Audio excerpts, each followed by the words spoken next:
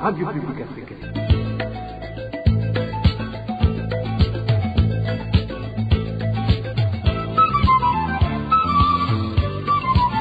Radio Publique Africaine.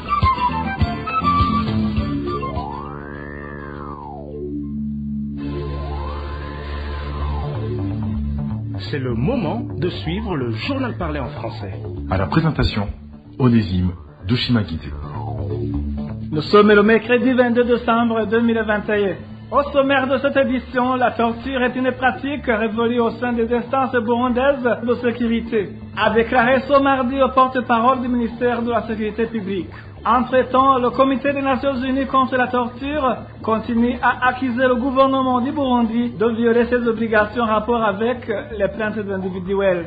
Au sommaire également, le dénouement des travaux de la Commission Vérité et Réconciliation CVR, qualifiant les événements de 1972 de génocide contre les Hutus, a été préconçu par le pouvoir en place du CNDD-FDD. Novan Ninhunze, rescapé Tutsi de cette tragédie et auteur du livre Massacre des Tutsis dans le Sud, des souvenirs et témoignages, démontre que le massacre des Tutsis en 1972 est le résultat d'une planification systématique visant à exterminer cette composante.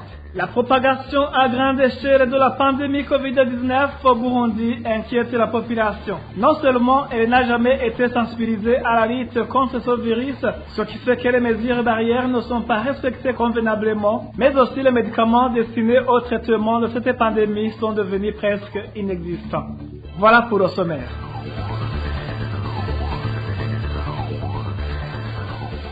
Merci d'avoir choisi la radio publique africaine. Aucune instance burundaise de sécurité n'est coupable de torture, et ce malgré ce qui se dit. C'est du moins la déclaration faite ce mardi par le porte-parole du ministère de l'Intérieur, de la Sécurité publique et du Développement communautaire au cours d'une conférence de presse. Pierre Muriquier de préciser que ce genre de pratiques sont révolues et sont l'apanage des gouvernements antérieurs, comme l'a récemment prouvé la CVR. Je vous prie de l'écoute. Je voudrais vous informer publiquement qu'il n'y a pas de torture qui est commise actuellement par les services en charge de l'enquête au Burundi. Il n'y en a pas. Et le Burundi a connu des cas de torture il y a très très longtemps. Les preuves sont les jours. Et la Comité Vérité et Réconciliation vient d'en étaler au grand jour. Et ce qui montre vraiment la férocité, les atrocités qui ont été commises par les services de l'État, mais il y a très très longtemps. Maintenant, les personnes qui sont appréhendées par les services qui sont chargés de l'enquête, eh bien, elles sont traitées humainement. Les enquêtes sont menées de façon professionnelle et de façon légale. Et puis, s'il y a des personnes qui sont coupables, elles sont envoyées à la justice pour pouvoir être jugées.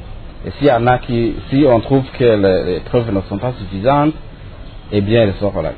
Je pense que vous avez des connaissances qui ont été appréhendées pour des réseaux d'enquête et qui ont été libérées, que vous avez croisées encore une fois chez vous, sans qu'il y ait aucune trace de torture. Cependant, un des politiciens burundais résidant au pays réfute catégoriquement les propos du porte-parole du ministère de la Sécurité publique. Dans son discours, à l'occasion de cérémonie d'inhumation d'un membre de son parti ce mercredi, assassiné par les agents du service national de renseignement, Agathon Rwasa a donné plusieurs exemples de militants de son parti, le CNR, qui sont en train d'être torturés, et la CNDH n'en dit rien, alors qu'il a été alerté à plusieurs reprises.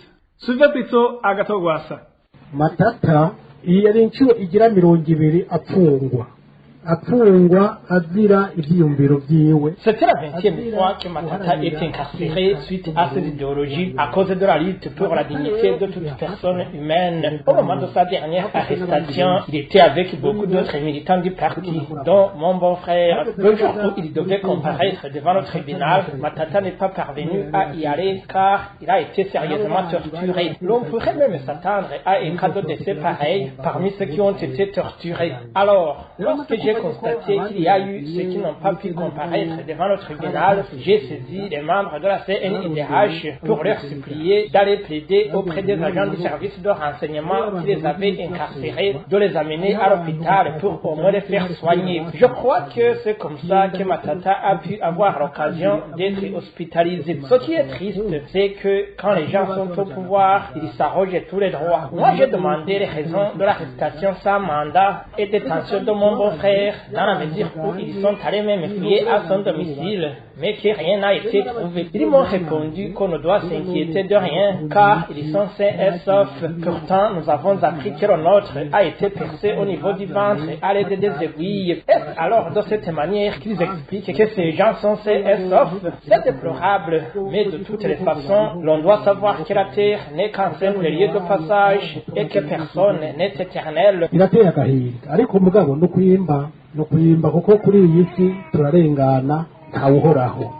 C'était Agathon Rwasa, le président du parti CNL. Le Comité des Nations Unies contre la torture accuse au gouvernement du Burundi de violer ses obligations en rapport avec les plaintes individuelles. Ce mardi, ce comité a rendu public sa décision sur la plainte d'un militant du parti MSD blessé par balle en mars 2014. Le point avec Émile Nivasoum. Le Comité des Nations Unies contre la torture indique qu'un membre du MSD a porté plainte en 2017 pour les actes de torture. Il avait, selon le comité, déposé de nombreuses plaintes devant les instances nationales, mais les autorités n'ont ouvert aucune enquête. Ce militant du mouvement pour la solidarité et la démocratie a été blessé par balle lorsque les policiers lourdement armés ont fait irruption dans une réunion du MSD à laquelle la victime participait le 8 mars 2014. Selon toujours ce comité, ce militant du MSD a échappé à l'assaut ce jour-là, mais le lendemain, il a été arrêté et battu par la police. Au cours de sa détention, le militant du MSD, que le comité représente par deux lettres R et M, s'était vu refuser les soins médicaux recommandés par son médecin. Le comité explique qu'il a invité le Burundi à soumettre ses observations sur la plainte du militant du MSD à plusieurs reprises en 2017, 2019 et 2020, mais que l'État parti n'a donné aucune suite à ces demandes d'information. Ce mardi, le président du comité, Claude Hill, a déclaré, je cite, « Nous sommes gravement préoccupés par le fait que le Burundi a ignoré à plusieurs reprises nos demandes de communication lors de l'examen de la plainte. Le Burundi n'a pas non plus coopéré à la procédure de suivi dans les cas précédents où le comité a constaté des violations de la Convention. » Fin de citation. Selon Claude Hill, l'attitude des autorités burundaises prive les victimes de torture la possibilité d'obtenir réparation. C'est pourquoi le comité exhorte le Burundi à se conformer à ses obligations conventionnelles et à reprendre le dialogue avec le comité afin d'assurer la mise en œuvre effective de la Convention. En plus du partisan du mouvement pour la solidarité et la démocratie, il y a 13 autres cas de torture qui ont été examinés par le comité onusien depuis 2014 et ce comité a conclu que le gouvernement du Burundi a violé ses obligations envers la Convention dans tous ces cas. Merci à toi, Émile Nivasoumba. Après cette écoute et pause, nous parlons politique. RPA. Je vous le disais en titre, le dénouement des travaux de la Commission Vérité et Réconciliation CVR, qualifiant les événements de 1972 de génocide contre les Hutus, a été préconçu par le pouvoir en place du CNDD-FDD. Réaction de Novan Inhunze, rescapé Tutsi de cette tragédie et auteur du livre Massacre des Tutsis dans le Sud, souvenirs et témoignages. Novan Inhunze démontre que le massacre des Tutsis en 1972 est le résultat d'une planification systématique visant à exterminer cette composante. Suivez plutôt Novan Inhunze, témoin oculaire des événements de 1972 et écrivain burundais. La conclusion que la CVR a faite était déjà préétablie et c'est la politique du pouvoir en place. Il faut tout de même souligner que le génocide est un mot très important qu'on n'utilise pas comme on veut. Le président de la République a dit quelque chose de semblable il n'y a pas longtemps. C'est pourquoi l'implication d'experts étrangers était plus que nécessaire dans les investigations que la CVR a essayé de faire. C'est vrai que les violations des droits de l'homme contre des Burundais Hutus en 1972 étaient massives. On peut citer par exemple les nombreux cas de gens exécutés sans jugement. 1972 est aussi caractérisé par des massacres de Tutsis, des massacres qui les visaient parce que Tutsis. Pendant toute une semaine, des insurgés Hutus étaient à la chasse de Tutsis. C'est facile à voir que ces massacres étaient bien planifiés. Par exemple, ils ont commencé au même moment dans plusieurs localités. Ces massacres ont aussi progressé d'une manière systématique vers l'intérieur du pays, donc bien planifiés. Ces massacres étaient aussi précédés par des tracts dont le premier point était « Debout tous comme un seul homme, armez-vous de lances, de serpettes, de machettes, de flèches et de massues, et tuez tous les Tutsis où qu'ils se trouvent. » Fin de citation.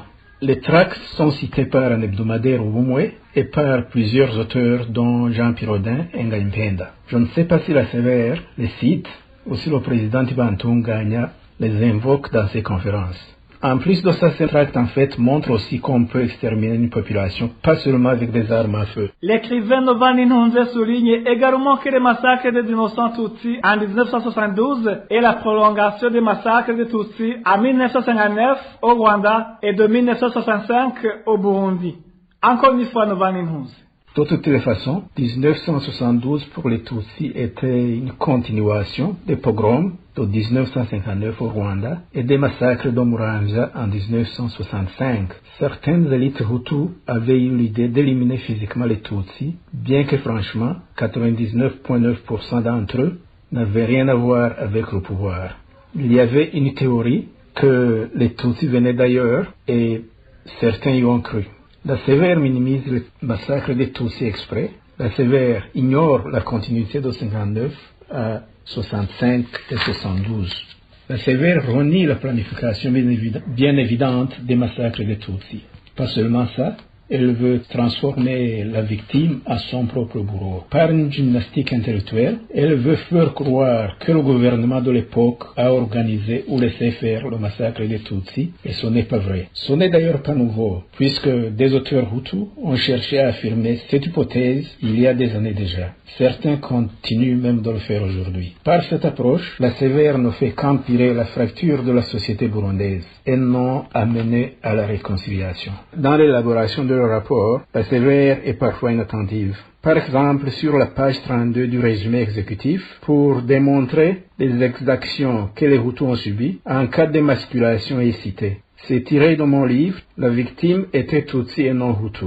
Et ces tertionnaires étaient les insurgés Maïmoulé. À mon avis, il faut toujours nous souvenir que nous avons des Hutus et des Tutsis dans nos familles, que chaque vie est précieuse et qu'il faut bien nommer les auteurs de nos malheurs sans faux fuyants. Parlons coopération à présent. La communauté est-africaine a décidé de conclure la question d'adhésion de la République démocratique du Congo dans le prochain sommet. Dans son communiqué à la fin du 18e sommet extraordinaire des chefs d'État tenu virtuellement ce mercredi, l'EAC explique que le Conseil des ministres doit examiner et conclure les négociations avec la RDC pour transmettre le rapport au prochain sommet. Le règlement d'ordre intérieur de l'EAC doit également être revu selon les chefs d'État. Dans cette réunion qui avait un seul point à l'ordre du jour, le Burundi était représenté par le vice-président de la République, Prosper Bazombanza.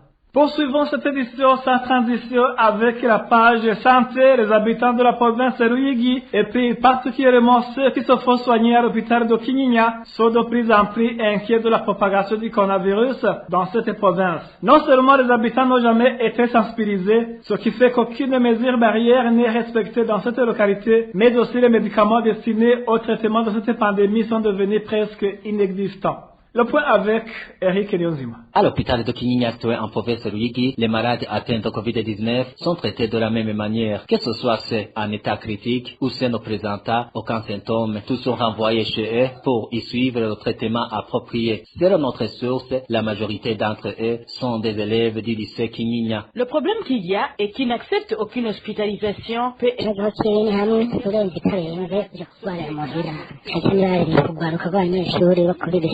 ya kinyinya kandi nta ndabo ihari biga batwara umukuru w'imiryango bagiye ku ishuri nta buryo bwo kwikingira buhari bariko kwanduzanya n'aho bitari ngo bashanje. Vous comprenez que le risque est vraiment très élevé. À cause de cette montée de cas positifs à la COVID-19, les médicaments commencent à manquer, ce qui ne fait qu'affaiblir encore plus les malades. Le personnel soignant et les laborantins sont un nombre suffisant, mais le drame réside dans l'absence de médicaments. Les malades attendent toute la journée et finissent par rentrer bredouille. Pourtant, les responsables ne cessent de nous promettre qu'ils vont s'approvisionner à Ruyigi, mais en vain. La population de la commune Kinyinya regrette que, malgré cette contamination à grande échelle, aucune mesure n'a encore été prise pour contenir ou essayer de stopper cette propagation. À ce propos, nous n'avons pas pu joindre Léopold Ngendakuriyo, médecin provincial à Ruyigi, pour donner des éclaircissements sur son point. Merci à toi, Eric Nyonzima. Toujours à ce chapitre, inquiétude chez les habitants de la province Kirundo suite aux effectifs élevés de cas positifs enregistrés. Au moment où le personnel chargé de dépistage dans cette province est insuffisant et travailla pendant peu de temps, ces habitants craignent que si rien n'est fait dans les meilleurs délais, la situation puisse dégénérer. Le point avec Emmanuel Nyungeko. L'hôpital de Kirundo est l'une des structures sanitaires de la région nord qui enregistre ces derniers jours beaucoup de cas positifs à la COVID-19 selon nos sources à cet établissement sanitaire. Un des citoyens qui est allé se faire dépister ce mardi à cet hôpital de Kirundo indique qu'il y a eu beaucoup de gens qui ont été surpris des résultats car ils n'avaient aucun symptôme de ce virus. La pandémie de coronavirus prend de plus en plus une allure inquiétante. Moi, je suis allé me faire dépister ce mardi. Nombreux parmi nous avons été testés positifs. Pourtant, personne n'avait aucun symptôme de ce virus. C'est pour dire que beaucoup de personnes peuvent être positives sans le savoir vu qu'ils ne souffrent pas. Malheureusement, malgré les chiffres de plus en plus élevés, le temps consacré au dépistage est très minime, faute de personnel, ce qui fait craindre le pire à la population de la place. Si rien n'est fait dans les meilleurs délais, l'on peut s'attendre au pire. Comme le dépistage se fait seulement dans l'avant-midi, nous demandons que l'on puisse le faire toute la journée, comme ça se fait ailleurs. Les laborantins qui font ce travail sont en nombre insuffisant et dans les heures d'après-midi, ils s'occupent des cas des autres maladies. Donc, cela est dû au manque de personnel soignant.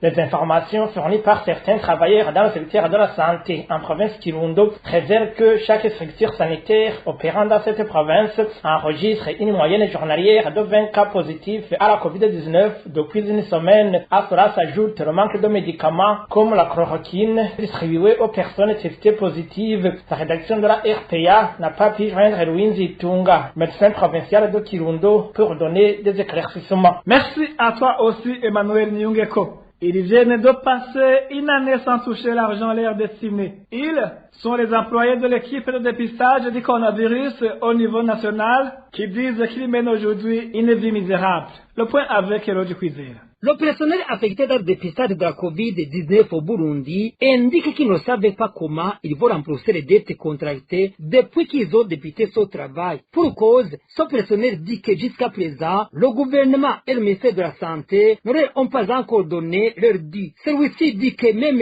certaines associations internationales qui les appuyaient se sont petit à petit retirées à la grande désolation de ce personnel. Ils nous doivent des arriérés de plus de 10 mois. Durant cette période, ils faisaient même des appels pour cocher toutes les listes. Mais ce qui nous fait le plus mal, c'est qu'ils nous ordonnent d'obtempérer sans broncher. Si nous demandons pourquoi ils nous traitent de la sorte, ils nous disent que chacun doit se sacrifier pour son pays. Dans l'entretemps, nous avons demandé des crédits dans l'espoir de les rembourser une fois régularisés. Nous menons vraiment à présent une vie très difficile. Avant, les organisations internationales nous appuyaient et nous fournissaient entre autres de l'eau une fois sur terrain. Mais aujourd'hui, cela ne se fait plus. Actuellement, ces employés indiquent qu'ils ne savent plus quoi faire ni chez qui le courir. En effet, en plus de la vie dure qu'ils mènent, ils n'osent même pas aller réclamer le dû, car quiconque se hasarde se voit intimidé et menacé d'emprisonnement. Nous vivons vraiment dans une misère sans nom. Nous avons crié haut et fort, mais rien n'a été fait, alors que la situation perdure depuis 12 mois. En fait, nous nous sommes résignés, car personne n'ose revendiquer cet argent, de peur pour sa propre vie. Signalons que le problème de ces arriérés est généralisé dans tout le pays. À ce propos, La rédaction de la RPA n'a pas pu joindre le ministre Gervais Ndirakobucha, président de la commission chargée de lutter contre la COVID-19 au niveau national, de même que la ministre de la Santé publique, Dr Sylvie Nzeyman. Le ministère de l'Intérieur, de la Sécurité et du Développement communautaire interpelle les autorités administratives à veiller au port de masque pour les personnes testées positives à la COVID-19 et les personnes de contact. Ce qui sème la confusion, surtout que ces administratifs ne sont pas du tout outillés pour ce travail. Le point avec Erubi Sedio-Mungere. Dans son communiqué sorti ce mardi, le ministère de l'Intérieur, de la Sécurité et du Développement communautaire recommande aux autorités administratives de multiplier les efforts, notamment en veillant sur les personnes qui ont des symptômes de COVID-19 porter des masques. Il est également demandé à ces administratifs de faire la même chose pour les personnes qui ont été en contact avec les personnes atteintes de ce virus. Néanmoins, certaines opinions disent que cela manifeste la négligence du gouvernement burundais dans la lutte contre cette pandémie. Elle se demande comment les autorités administratives pourront reconnaître les personnes positives à la COVID-19 ou celles qui ont été en contact avec les personnes atteintes de cette pandémie. Les uns et les autres divergent sur l'opinion que le gouvernement devrait prendre des mesures sérieuses de la sensibilisation à la vaccination contre cette pandémie pour protéger sa population. Merci à toi aussi, Eruvi Sedio-Mungere. Après cette petite transition, nous parlons des grands moments qui ont caractérisé cette année dans les différents camps de réfugiés burundais de la sous-région. L'an 2021 est une année qui a été caractérisée par divers problèmes pour les réfugiés burundais. Dégradation de la sécurité pour certains, la peur de se faire refouler pour les autres, et pour d'autres encore, une vague de maladies de messales. Les grands moments qui ont caractérisé cette année dans différents camps de réfugiés burundais de la sous-région avec Dani Claire Ilatrouve. C'est une année qui n'a pas été facile, particulièrement pour les réfugiés burundais du camp de Lusenda en République démocratique du Congo. L'année 2021 a été caractérisée par une insécurité. Cependant, cette insécurité a atteint son point le plus culminant vers mi-novembre. Le 15 novembre dernier, au moins un homme a été tué, des femmes violées et des dizaines de vaches et petits bétails pillés par des hommes armés qui se sont introduits dans le camp de Lusenda. Des réfugiés ont été enlevés. Des milliers de réfugiés burundais, alors, ont été contraints de fuir le camp pour aller trouver un abri en un centre local du bureau de la Commission nationale en charge des réfugiés, la CNR. Les maïmaïs de la communauté congolaise sont mis en cause. Ils prennent les réfugiés burundais pour des collaborateurs des Banyamulenge. Aux yeux des maïmaïs, les Banyamulenge sont des gens à abattre. La force armée congolaise sont accusés à leur tour de les laisser faire. Face à cette situation, certains réfugiés demandent au HCR d'accélérer les repatriements. Il vaut mieux rentrer mourir chez nous, disent-ils. À côté de cette insécurité dans ce cas, qui se trouve situé sur le littoral du lac Tanganyika, l'année 2021 a été aussi parsemée par une insécurité alimentaire. La ration parvenait tardivement aux réfugiés à telle enseigne qu'ils ont même fait près de 4 mois sans se faire rationner. Le lac Tanganyika constitue aussi la frontière naturelle entre la République démocratique du Congo et la République unie de Tanzanie, une autre terre où les réfugiés burundais mènent une vie difficile. Dans ce pays de Samia Suluhu, avec aujourd'hui plus de 120 000 réfugiés burundais, les réfugiés n'oublieront jamais les visites du commissaire chargé de questions de réfugiés au ministère tanzanien de l'Intérieur. Sudi Mwakibasi a effectué 2 descentes dans le cas des réfugiés burundais avec pour objectif de forcer les réfugiés burundais de rentrer au pays natal. Une série de violences et d'intimidations exercées conjointement par Gitega et Dar es Salaam contre les réfugiés burundais à travers les services secrets dans les 3 camps de Nyarugusu, Nduta et Mutenderi ont interdit les réfugiés burundais d'exercer toute activité génératrice de revenus, notamment le commerce et l'agriculture. En éducation, les enfants burundais étudiants dans les classes à test n'ont pas encore pu passer les examens pour l'année scolaire 2020-2021.